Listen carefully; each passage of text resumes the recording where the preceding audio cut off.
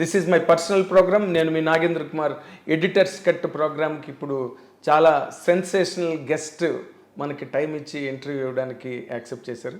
He's none other than who created a magic like Waltair Veerayya. Megastar చిరంజీవితో చిన్నప్పటి నుంచి megastar అభిమానిగా సినిమా పరిశ్రమకు వచ్చి ఆయనతోనే శిఖరం అంత స్థాయిలో అంత గొప్ప హిట్ ఇచ్చి ఇండస్ట్రీ చరిత్రనే తిరగరాసి ఇప్పుడు NBK 109 వర్క్లో ఉన్న డైరెక్టర్ బాబీ ఇప్పుడు మనతో పాటు ఉన్నారు. So let us welcome him with both the hands. Come Bobby garu, thank you very much for accepting your offer and granting time. ఎందుకంటే ఇప్పుడు మీ కెరీర్లో చాలా విచిత్రమైన విషయం ఏంటంటే చాలా అతి తక్కువ దర్శకులకు ఉంటుంది అది.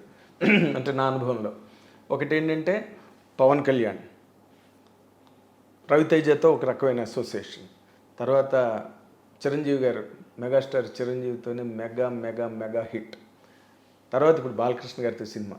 అసలు ఎవ్వరూ ఎక్స్పెక్ట్ చేయరు. మధ్యలో NTR, I'm sorry with due regards to the fans of junior NTR, జై లవకుశ.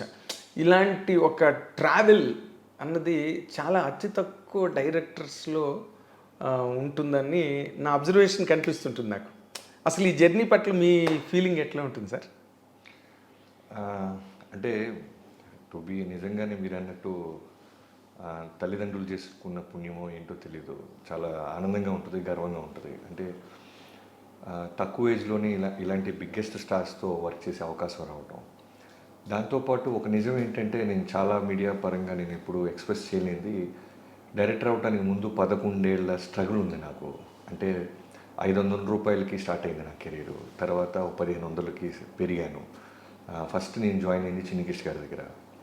అప్పటికే ఇందిరా అనే సినిమా, నరసింహనాయుడు సినిమాలో రచయిత అయిన Chinni Kish garu most happening writer. So 2002లో 2002 డిసెంబర్ రావటం, ఆయన దగ్గర నేను ఎన్నోసార్లు చెప్పుంటాను. స్వాతిముత్యంలో కమల్ హాసన్ గారిలాగా ఆయన వెంటపడుతూ ఫైనల్గా ఆయన నా బాధ చూడలేక ఒక చిన్న పరీక్ష పెట్టారు. గంగోత్రి అనే సినిమా జరుగుతుంది, ఆ సినిమాలో ఒక సీన్ రాయాలి. ఎందుకంటే నేను ఇప్పుడు ఇలా ఉన్నానంటే ఇమాజిన్ అబౌట్ 2003 ఎలా ఉండేవాడిని. అవును, మీసాలు లేవు, చిరంజీవి గారితో ఫోటో ఉంటుంది నాది, సేమ్ అలా ఉండే. ఆ ఫోటో దిగిన సెకండ్ మంత్ అది. ఓకే. సో వీడు అప్పుడే స్కూల్ ఎగ్గొట్టొచ్చిన కుర్రాళ్ళగా. సో వీడికి ఒక టెస్ట్ పెడదాం, అసలు వీడు ఫిట్ అవుతాడా లేదా అంటే నాకు ఏమవ్వాలో తెలియదు, బట్ ఇండస్ట్రీలో ఉండాలి. సినిమా ఇండస్ట్రీలో ఏదో ఒకటి చేయాలి, ఏదో ఒక విధంగా మనం నిలదొక్కుకోవాలనే ఒక డ్రీమ్ తప్ప, టు బీ హానెస్ట్ నేను డైరెక్టర్ అవ్వాలనో ఏదవ్వాలనో నాకు తెలియదు అప్పుడు. ఓకే.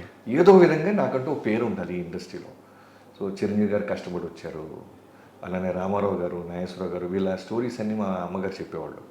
వీళ్ళందరూ కూడా చాలా చిన్న స్థాయి నుంచి వెళ్ళి వాళ్ళకంటూ వాళ్ళు ఎదిగారు అని. అంటే మీకు ఇంటి దగ్గరే ఎంకరేజ్మెంట్ ఉందండి సినిమా ఇండస్ట్రీ? ఉందండి, ఎందుకంటే మా నాన్నగారు ఆయన బేసిక్గా నాటకాల రచయిత. ఓకే. ఎన్నో నాటకాలు రాసేవాళ్ళు, అలానే యాక్ట్ చేసేవాళ్ళు. ఓకే.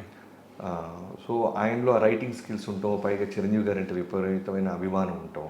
ఆయన కూడా చిరంజీవి అభిమానం? విపరీతం. నాకన్నా నేను ఓపెన్గా నిజం చెప్పాలంటే నా చాలా ఇప్పుడున్న జనరేషన్ అభిమానం, ఆయన హార్డ్ కోర్ అభిమానం చిరంజీవి గారి ఫోటో. ఫార్మేటివ్ ఇయర్స్ నుంచి చూసి